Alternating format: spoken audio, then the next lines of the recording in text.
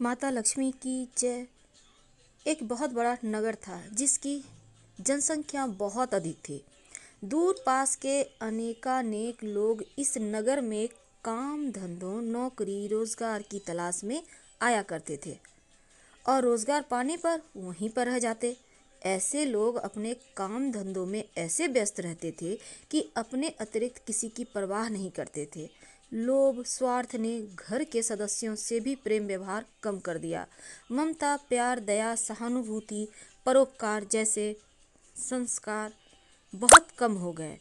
पूजा पाठ दिखावे और स्वार्थ पूर्ति के लिए ही लोग करते थे।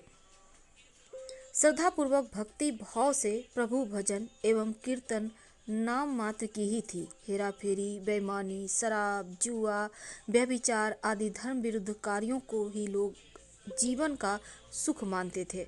सदा जीवन और उच्च विचार की शिक्षा पुरानी पड़ गई थी। अब तो अधिकांश लोग किसी भी प्रकार धन कमा पर ऐश करने पर विश्वास रखते थे। इसी नगर में मनोज और शीला नाम एक नौ दंपत्ति रहते थे। मनोज का अपना छोटा सा कारोबार था। बहुत ही विवेकवान और सुशील व्यक्ति। ईमानदारी से वह अपना कारोबार करता था, जिससे उसका कारोबार ठीक ठाक चल रहा था। आराम से उसका जीवन भी व्यतीत हो रहा था। मनोज की पत्नी शीला धार्मिक प्रवृत्ति की और संतोषी स्वभाव की स्त्री थी। किसी की बुराई नहीं करती, परंतु यथासंभव दूसरों की सहायता को भी तत्पर रहती। गृह कार्यों से बचे समय का सदुपयोग वह प्रभु भजन कीर्तन करने तथा धार्मिक ज्ञानवर्धक पुस्तकें पढ़ने में व्यतीत करती थी। उनकी गृहस्थी एक आदर्श गृहस्थी की तरह थी। लोग उनकी सराहना करते थे, लेकिन कुछ लोग जिन्हें दूसरों की खुशी देखकर जलन होती है, उन्हें सुख संतोष पूर्वक जीवन यापन करते देख मन ही मन कुढ़ते थे। इस प्रयास में रहते कि किसी भी प्रकार मनोज को गलत रास्ते पर चलाकर उसकी संपत्ति से स्वयं ऐश करे। तो मनोज और शीला की गृहस्थी इसी प्रकार हंसी खुशी चल रही थी। पर कहावत है ना, सब दिन होत ना एक समान। मनुष्य के जीवन में दुख, सुख, हानि, लाभ लगे रहते हैं। मनोज को भी अपने कारोबार में काफी घाटा उठाना पड़ा और भाग्य जैसे उसका रूठ गया था। अपने कारोबार में हुए घाटे का जल्द से जल्द लाभ में बदलने के चक्कर में गलत लोगों से मित्रता कर बैठा। ये झूठे मित्र उसे जल्द ही करोड़पति बनने का सपना दिखाने लगे और उसे जुआ, घुड़दौड़, शराब के कुचक्र में डाल दिया। जुए, शराब और जो कुचक्र थे, गलत रास्ते, उन चीज़ों से कोई धनवान तो बना नहीं है। जो वह धनवान होता, मनोज करोड़पति तो नहीं बना, हाँ खाकपति जरूर बन गया। जल्द से जल्द अमीर बनने के लालच में वह घर में थोड़ी बहुत बची धन संपत्ति, गहने जेवर सब गवा बैठा। एक समय ऐसा था कि मनोज अपनी पत्नी शीला के साथ सुखपूर्वक जीवन व्यतीत कर रहा था। कुछ ही दिनों में ऐसा समय आ गया उसे कि 2 समय के भोजन के भी लाले पड़ गए। घर में दरिद्रता, भूखमरी आ गई। इससे मनोज और चिड़चिड़ा हो गया। बेबात वह अपनी पत्नी शीला के साथ गाली गलौज, मारपीट करने लगा। शीला एक सुशील, संस्कारी स्त्री थी। वह अपने पति का अपना सर्वस्व समझती थी। पति के व्यवहार से वह दुखी तो बहुत थी, परंतु भगवान पर भरोसा रखकर सब दुख सहने लगी। दुख में ही भगवान याद आते हैं, सो शीला का मन भी हर समय प्रभु पर भरोसा था और विश्वास था कि भगवान उसे सुख जरूर देंगे। एक दिन दोपहर को शीला दुखी हृदय से भगवान को याद कर रही थी। हे प्रभु, हम तेरे छोटे बच्चे हैं, हमारी गलतियां, अपराधों को क्षमा करो। हे भगवान, मेरे पति को सद्बुद्धि दो। अभी वह ऐसा कह ही रही थी, अचानक किसी ने उसके द्वार पर दस्तक दी। शीला विचार मग्न हो गई। इस समय मुझ गरीब के घर कौन आ सकता है। सगे संबंधियों और यार दोस्तों ने पहले ही किनारा कर लिया, फिर भी द्वार खोला तो देखा एक वृद्धा खड़ी थी। शरीर पर झुर्रियां थी, किंतु चेहरे से अलौकिक तेज टपक रहा था। उसकी आंखों से करुणा और प्यार का मानो अमृत बह रहा था। शीला उस बूढ़ी को पहचानती नहीं थी, फिर भी आदर के साथ उन्हें घर के अंदर ले आई। किसी को बैठने के लिए घर में उपयुक्त आसन तक नहीं था बैठाने के लिए। सकुचाते हुए शीला ने एक फटी हुई जो चादर है उसको बिछाकर उनको बैठने के लिए कहा, तो वृद्धा उसी चादर पर आराम से बैठ गई। शीला के मन में कुछ शांति महसूस हुई। वृद्धा उनसे पूछा कि शीला, मुझे पहचानती हो या नहीं? शीला बोली, माँ जी, आपको देखते ही कुछ अपनत्व सा महसूस कर रही हूँ। ऐसा लगता है कि आप मेरे बहुत नज़दीक हो। आपको देखकर मेरा रोम रोम खिल उठा है, जैसा प्रायः विशेष परिचित व्यक्ति से मिलने पर होता है। किंतु मुझे कुछ याद नहीं पड़ता मैंने आपको कहाँ देखा था। वृद्धा ने अपनत्व दिखाते हुए कहा, क्यों इतनी जल्दी भूल गई? अभी कुछ दिन पहले ही तो तू लक्ष्मी जी के मंदिर में शुक्रवार को भजन कीर्तन में आती थी, तो मैं भी उसमें जाया करती हूँ। हर शुक्रवार को मैं तुमसे वहाँ मिलती थी। जब से शीला का मन पति जो गलत लोगों की संगत में बैठकर धन लुटाने लगा था, शीला बाहर निकलने में शर्म महसूस करती थी, इसलिए मंदिर जाना भी बंद कर दिया था। शीला ने याद करने की कोशिश की कि वह उस बुढ़िया माँ से कब मिली थी, परंतु याद ना आया। तभी वृद्धा बोली, बेटी, तू मंदिर में कितने मधुर भजन गाती थी। बहुत दिन से तू वहाँ नहीं आई। मैंने सोचा चलो चलकर देखती हूँ, कहीं तू बीमार तो नहीं हो गई। यह सोचकर मैं यहाँ चली आई। वृद्धा के ममत्व भरे वचनों को सुनकर शीला का हृदय भर आया। उसने अपनी रुलाई रोकने की कोशिश की, किंतु असफल रही और फूट फूट कर रोने लगी। यह देखकर बुढ़िया माँ उसके पास आई और सिर पर प्यार भरा हाथ फेरकर उसे ढांढस बंधाने लगी। वृद्धा बोली, बेटी, जीवन में सुख दुख आते ही रहते हैं। हमेशा सुख हमेशा दुख किसी के भी घर नहीं रहता, अतः दुखों से घबराना नहीं चाहिए। शीला बोली, माँ जी, मैं थोड़े दुख में कभी नहीं घबराई, परंतु अब सहा नहीं जाता। ऐसा कहते कहते फिर रोने लगी। वृद्धा फिर सांत्वना देती हुई बोली, धैर्य रखो बेटी, और अपनी व्यथा मुझसे कहो कि तुझे क्या दुख खाए जा रहा है। इस प्रकार बताने से तेरा मन भी हल्का हो जाएगा और मुझसे हो सकेगा मैं तेरे दुख दूर करने का उपाय भी बता दूंगी। तो वृद्धा की बात सुनकर शीला के मन में बहुत राहत मिली। उसने बुढ़िया माँ को अपनी दुख भरी कथा सुनाई शुरू की और वह बोली, माँ जी, पहले मेरे परिवार में बहुत सुख शांति थी। मेरे पति मेहनती, ईमानदार, सुशील थे। भगवान की कृपा से मेरे घर में खुशियाँ ही खुशियाँ थी। किसी भी कार्य में हमें कभी धन की कमी नहीं हुई महसूस। अचानक हमारे भाग्य ने पलटा खाया। मेरे पति को अपने कारोबार में घाटा हुआ। अधिक धन कमाने के चक्कर में बुरे लोगों की संगत में आ गए और वे जुआ, शराब, रेस आदि जो गलत रास्ते हैं उसमें फंस गए हैं। इस प्रकार उन्होंने अपना सब कुछ गवा दिया। आज हम बिल्कुल कंगाल हो गए हैं। अब तक जैसे तैसे घर की छोटी मोटी चीज़ें बेचकर गुजारा करते थे, अब तो घर की सब वस्तुएं भी समाप्त हो गई हैं। हम दर दर की ठोकरें खाने वाले भिखारी हो गए हैं। वृद्धा बोली, बेटी, कर्म की गति बड़ी न्यारी होती है।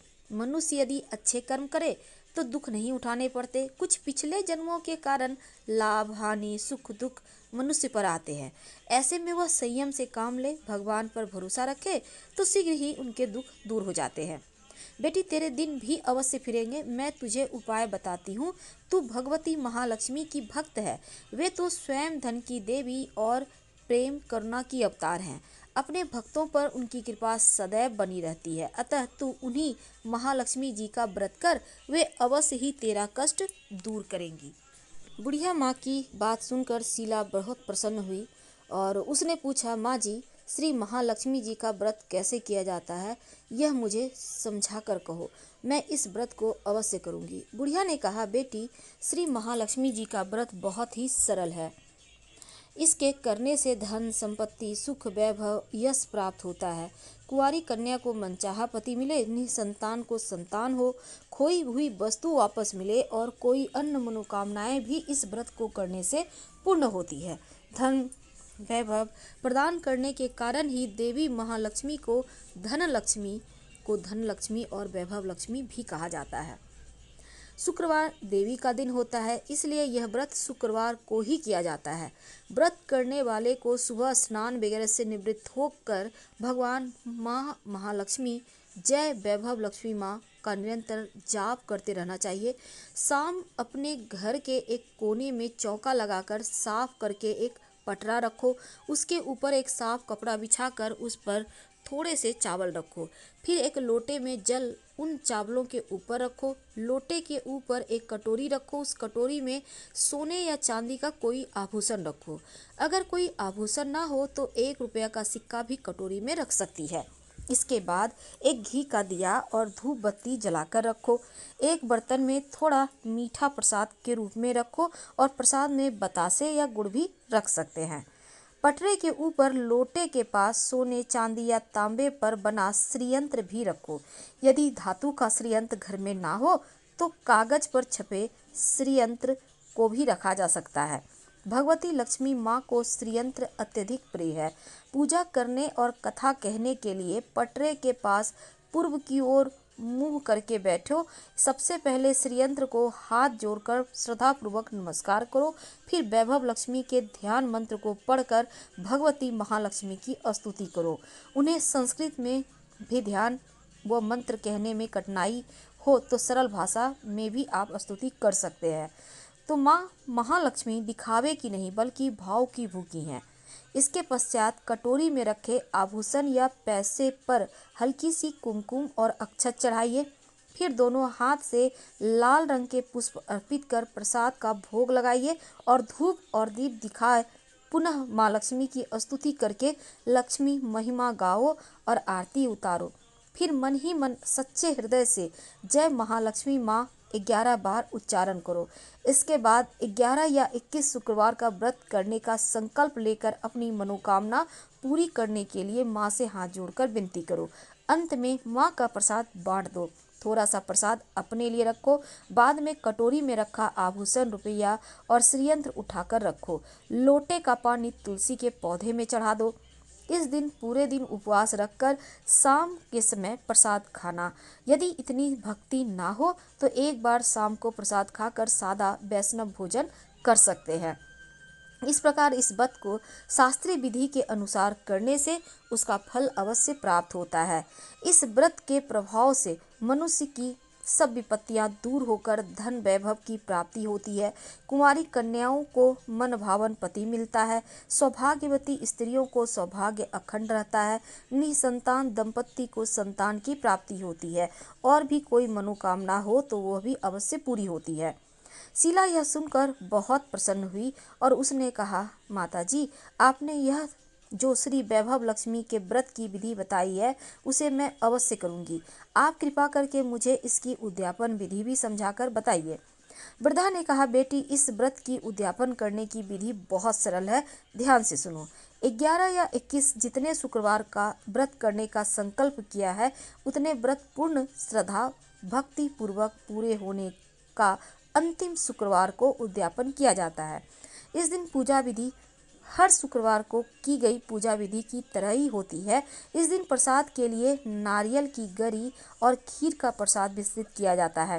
प्रसाद के साथ कम से कम 7 कुमारी या सौभाग्यवती स्त्रियों को कुमकुम का तिलक लगाकर श्री वैभव लक्ष्मी व्रत कथा की एक पुस्तक भेंट दी जाती है। अंत में फिर भगवती श्री महालक्ष्मी के विभिन्न स्वरूपों को श्रद्धापूर्वक हाथ जोड़कर नमस्कार करो और मन ही मन माँ से प्रार्थना करो कि हे महालक्ष्मी माँ, हे धनलक्ष्मी माँ, हे वैभव लक्ष्मी माँ, मेरे सच्चे मन से आपका मैंने पूर्ण व्रत किया है। फिर भी मुझसे कोई गलती अपराध हुआ हो तो क्षमा करना और जो हमारी मनोकामना है उन्हें पूर्ण करना, हमारा सबका कल्याण करना, हमारी विपत्तियों को दूर करके हमें धन वैभव प्रदान करना। हे देवी माँ, आपकी महिमा अपरंपार है। बुढ़िया माँ से श्री वैभव लक्ष्मी के व्रत की शास्त्रीय विधि सुनकर शीला का मन नाच उठा। उसे लगा मानो उसे मनमांगी मुराद मिल गई। उसने तत्काल अपनी आंखें बंद करके मन ही मन संकल्प लिया कि हे वैभव लक्ष्मी माँ, मैं आपका 21 शुक्रवार तक बुढ़िया माँ द्वारा बताई गई शास्त्रीय विधि के अनुसार व्रत उद्यापन करूंगी। इस प्रकार संकल्प करके जैसे ही शीला ने आंखें खोली तो वृद्धा माँ को कमरे में नहीं पाया। उसने घर से बाहर जाकर देखा किंतु वहां भी कोई माजी दिखाई न दी। उसे बड़ा आश्चर्य हुआ कि थोड़ी ही देर में कहाँ गायब हो गई माता। वास्तव में वे साक्षात माँ लक्ष्मी महालक्ष्मी थी जो अपनी भक्त शीला को वृद्धा का वेश रखकर रास्ता दिखाने आई थी। अगले दिन शुक्रवार था। शीला सुबह नहा धोकर मन ही मन जय महालक्ष्मी माँ, जय वैभव लक्ष्मी माँ का जाप करने लगी। शाम तक वह वैभव लक्ष्मी माँ की पूजा करने बैठी। घर में कोई आभूषण तो था नहीं। आभूषण के नाम पर उसकी नाक एकमात्र लौंग बाकी बचा था। उसने वही निकालकर धोकर कटोरी में रखी और घर में थोड़ी शक्कर रखी थी, उसका प्रसाद बनाया। फिर बुढ़िया माँ के द्वारा बताई गई शास्त्रीय विधि के द्वारा वैभव लक्ष्मी माता पूजन किया। पूजन के पश्चात उसने प्रसाद अपने पति मनोज तथा अन्य लोगों को वितरित किया। अंत में स्वयं ग्रहण किया। श्री वैभव लक्ष्मी माँ का प्रसाद खाते ही मनोज के स्वभाव में परिवर्तन आने लगा। उसका चिड़चिड़ापन कम होने लगा। उसका मन कुटैबों से दूर होकर कारोबार जो पहले बिल्कुल ठप हो गया था फिर से जमने लगा। 21वें शुक्रवार को शीला ने बुढ़िया माँ द्वारा बताई शास्त्रीय विधि के अनुसार उद्यापन किया और 11 स्त्रियों को श्री वैभव लक्ष्मी व्रत की पुस्तक भेंट दी। फिर भगवती महालक्ष्मी के वैभव लक्ष्मी स्वरूप को मन ही मन प्रणाम कर प्रार्थना की, हे वैभव लक्ष्मी माँ, मैंने आपके व्रत की जो मनौती मांगी थी आज पूर्ण हुई। हे माँ, हमारे संकटों को दूर कर हमारा कल्याण करो। जाने अनजाने में यदि कोई हमसे अपराध हुआ है उसे क्षमा करना। हमें धन संपत्ति वैभव प्रदान करना। हमें सद्बुद्धि देना। हे माँ, आपकी महिमा अपरंपार है। आपकी सदा जय हो।